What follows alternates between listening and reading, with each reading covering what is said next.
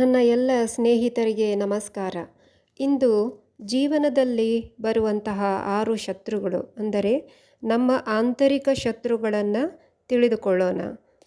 ಜೀವನದ ಆಂತರಿಕ ಈ ಶತ್ರುಗಳಿಗೆ ಷಡ್ ರಿಪುಗಳು ಅಂತ ಕರೀತಾರೆ. ಮೊದಲನೆಯದಾಗಿ ಕಂಡದ್ದನ್ನು ಬಯಸುವುದೇ ಕಾಮ. ಎರಡನೆಯದಾಗಿ ಬಯಸಿದ್ದು ಸಿಗದಿದ್ದಾಗ ಉಂಟಾಗುವುದೇ ಕ್ರೋಧ.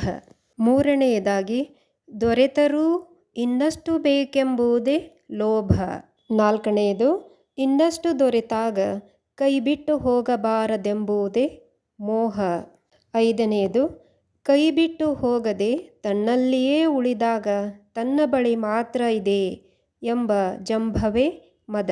ಆರನೆಯದು ಅಂದರೆ ಕೊನೆಯದಾಗಿ ತನ್ನಲ್ಲಿರುವುದು ಬೇರೊಬ್ಬನಲ್ಲಿ ಇದೆ ಎಂದು ತಿಳಿದು ಬಂದಾಗ ಉಂಟಾಗುವುದೇ ಮತ್ಸರ.